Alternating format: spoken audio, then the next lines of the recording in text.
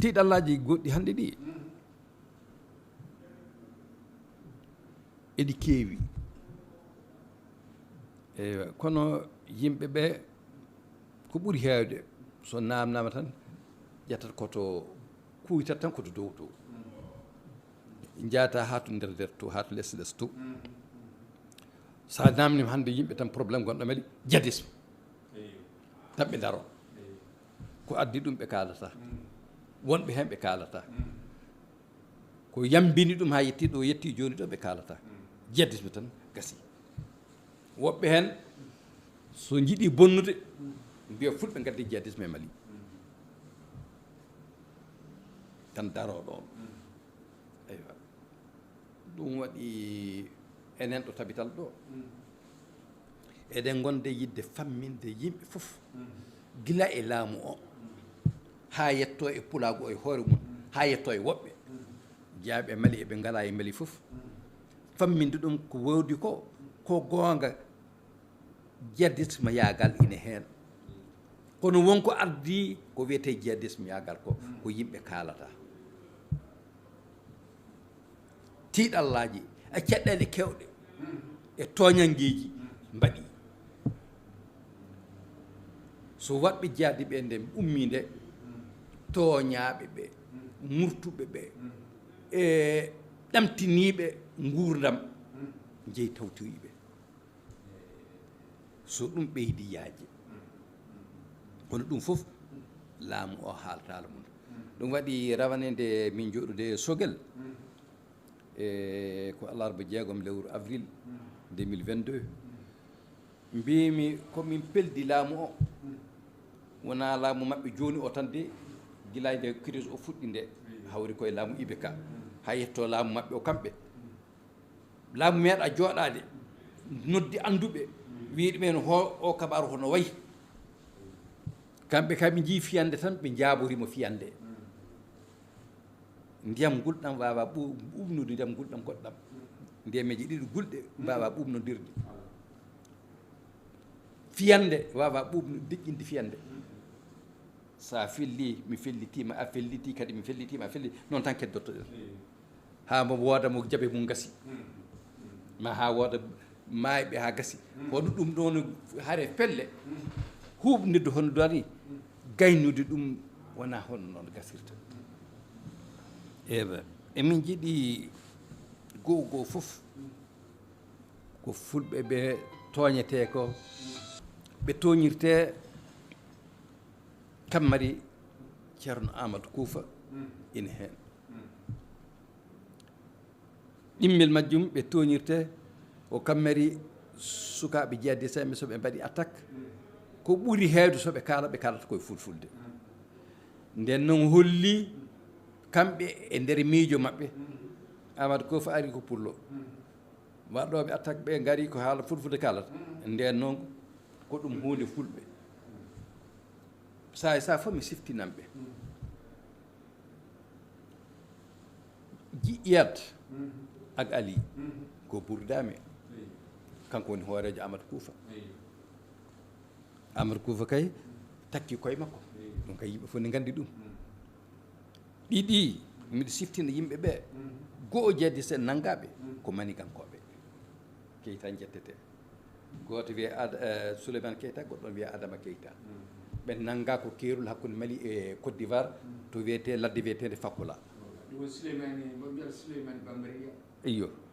e Adama e ɓene kaso caggal ɗum fedde jihadiste en wonde yaltude hirɓa nannga nden koɓe sénofooɓe ɓe nannga ko hakkude Luluni e Sigasso ɗum waɗi gila 2018 eyo gila 2018 mais ɗum ɗo fof ɓe deƴƴi ɗum ɓe kalata ɗum ɓe jejjiti ɗum mi ɓooyi haalande ɓe mbimi jihadiste en ɓe e nder komin nani komin paami eɓe jogii pelle ɓe jogii hooreɓe e haɓotoɓe ɓe gona fulɓe biyeteɗo Oumar Ongoy Ba nan toon min ɓooyi haalde ina yedde ha ɓangi caggal ɗum caggal ɗum eɓe jogii kaɓetoɗo goɗɗo on wiyete ko Ousmane Coulibaly on koto nder ndiyam to woni bo ɗum ɗo fof ko geɗe anndaɗe tabbiɗɗe hollude tan hayso fulɓe ne heen ɓe gona fulɓe ne heen ɗum woni ummade haalam ka yo yimɓe paam hayso fulɓe ina heen ɓe gona fulɓe ne heen iyade mawɗo o wona pullo ɓeeɗo keytanaɓe nanngaɓe wona fulɓe Oumar Ongoy Ba o wona pullo woɓɓe nan toon eɗen nganndi gona wayi tan ko hono diine o wayni diine l'islam hannde hayso hanki fulɓe ɓurno naatde heen hannde e mbawa wiide ko ɗum fulɓe tan goni heen sa ƴeewi almameɓe wonɓe nder Bamako min nani hakke ujunere misiide fawde ine nder Bamako ko wayno almameɓe fulɓe diwata 5% temedere fof diwata joyo almameɓe fulɓe ko heddi ko fof ko ɓaleɓe ɓe nden noon en mbawa wiide diine l'islam o ko diine fulɓe tan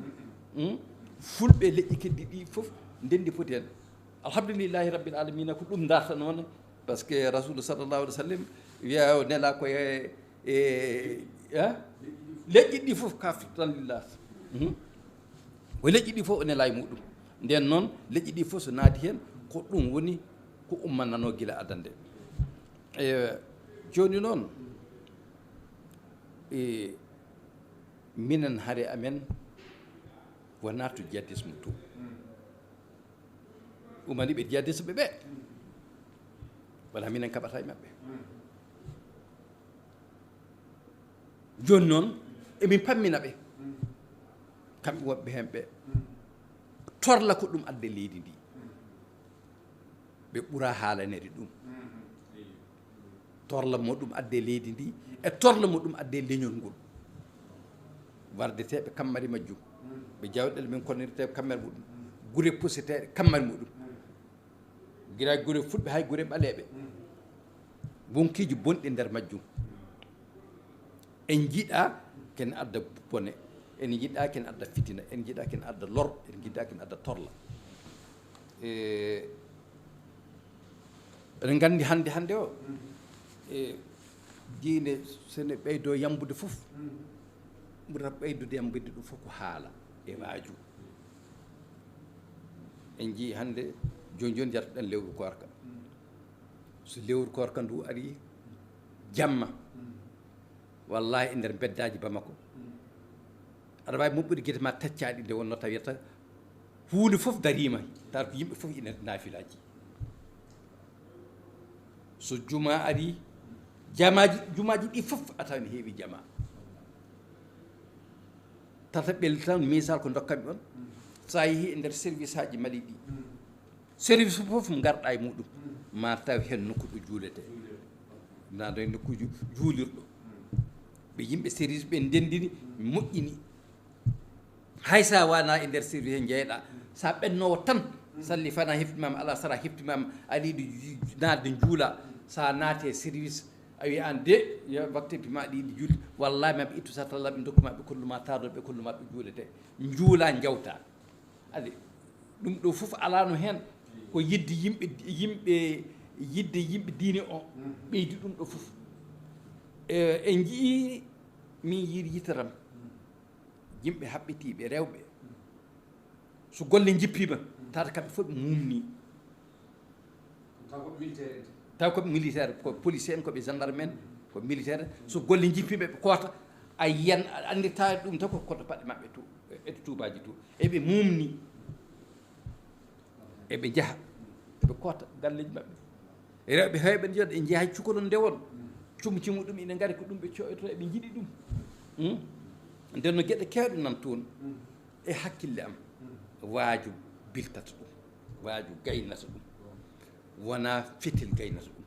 ko fetel darni fof fetel gongel bonnan yo ɗum ko waaju fewtude yimɓe meɗen ɓe ɓe ƴeewa torlaji jettiɗi leƴƴi ɗi ha e tengte leñol fulɓe ngol e jiɗɗen enen kone hunca ɗi torlaji e ɗi boneji ko fewte laamu o andinde ɓe e so neɗɗo waɗi ko boni ina darte sa heɓani ɗum a nanggata yummum ma nangga bamum sari a jaɓani ɗum sara jaɓat ɗum wiide tan ɓayɗo mbaɗi kammari tan eɓe pota wonde fulɓe ma ɓe pota nandude fulɓe tan fulɓe foti ɗum jiya yo nanguir batta ɗum woni komin kam ɓeɗita e laamu o ɗum woni darde amen wiide amen e ko wiyete amalgame ko wiyete stigmatisation ko wiyete délit de faciès sa nani amalgame ko stigmatisation amalgame ko sawru gumɗo wadde moɓal tan mo jiiɗa fof kañum iyo délit de faciès ko yiirude neɗɗo tan yiingo muɗum to yeeso makko to ko yeeso pulɗo jogui to kaddude comti makko to ko comci pulɓe jaɓɓal makko ngal ko jaɓɓal fulɓe ɗum woni banggal sifaji makko to terɗe eto jikku addi holli ko pullo omo nande pullo nden o nanguire kamari ɗum neɗɗo sen nangue tan yo nanguire ko waɗi wasi nanguirede sikke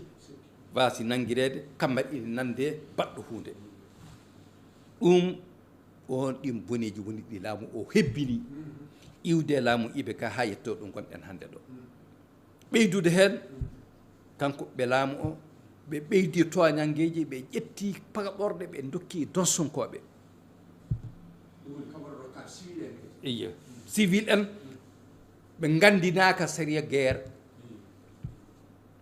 kañumen naatiri hen bandiyagal e keɓɓirgal ngal jawdi ene fof ɗe gandi donsonkoɓe ɓe soɓe jane wuuro ɓe janata koye wuuro ko ɓe cuusa yaade donsonkoɓe to djiha.distes ɓe gonto eɓe gandi enen fof eɗen gandi kamɓe koɓe eɓe gandi ɓe cuusa yaade temedere donsonko suusa e abbade djiha.distes sappo ɓe cuusa eɓe gandi eɓe gandodiri noon eɓe gandodiri koɓe jaata ko fof ɓe janata tan koye guure fulɓe ɓe mbarat ɗumen ɓe kono jawɗele muɗumen laamu o yiya deƴƴa e meeɗi nande wone laamunki gooto ene wiya sono jiiɗi habde djiha.distes ɓe fof wallitoɓe ɓe jawdi e nguura ɓe gata ɗon habde sa riiri ɓeɓnude weedu fof caangol nannugol ndiyam e mayo weedu ndu ngol caangol ɓeɓnata tawo nden woni weedu heɓata ndiyam kamɓe ɗon hakkille maɓɓe yaari ɓe mbi mbaɗe hakkillaji maɓɓe ko fulɓe ittata nayyi muɗumen e jawɗele muɗumen dokkaɓe kamɓe djiha.distes ɓe kaɓaro allah ne andini wona gonga djiha.distes ɓe meeɗa arde fulɓe mbi ɗumen gadde jawdi min kaɓore hay goto meeɗa nande ɓe mbiya noon joni eɓe nangga jakkaji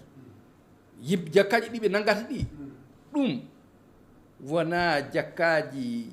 yimɓe beela tan jarli gaddi dokkiɓe ko kamɓe garata ɓe garata e fetelaji maɓɓe ɓe nangga ala ko mbawɗa ala ko mbawɗa e ɗum ɗum noon laamu o kadi faama wona ko karhan waɗira ko ardi karhan e komi welama tan mi waɗi wona gotum bo ɗum ɗon fof ina wonda e famminede laamu o joni noon e hono no wirete ni hakkillaji mbayi ko hono no leɗɗe jardin e ni jardin e leɗɗe muɗum ɗe fof ɗe pindata lawol gotol a tawan ɗene pindi to ɗene pindi ga hay lekki gooti a tawan ɗe catani mbaɗi pindi ɗeɗo cati ngala pindi a tawan ɗe tati mbaɗi pindi ɗeɗo ngal ɗo catal ɓiɓɓe muɗumen dara ɓendude nden hakkille yimɓe ko noon wayi yimɓe fof pamdata hunde lawol gotol jawafta famdude hunde lawol gotol nden noon laamu o emin gonde famminde ɓe beele ɓe paama won hen ko heewi koɓe andano ɓe puɗɗima andude ko gonga kamɓe koye maɓɓe ne won ko waɗete to ladde to koɓe nanata koɓe jiyata koɓe jiiɗa wonko nelaɗo maɗo gollata taw gollirani no nelirɗa ɗum ni haɓotoɓe wonɓe ladde ɓe wonnoɓe kaɓorto ko wona no laamu o wiriɓe ni ɗum ne kadi sana yimɓeɓe paama ɗum sana yimɓeɓe paama ɗum a neddi neɗɗo rokkiɓe ɓen fetla jeeyi kaɓo ye yimɓe mani ɓe jeeyi ladde to won golle ɗe ɓe mbaɗat toon ko jeyda e ko mbiya yoɓe mbabbi ko kono tawana yamirɓe ɓe ɓe jabiriɓe ɓe mbaɗa ɗen golle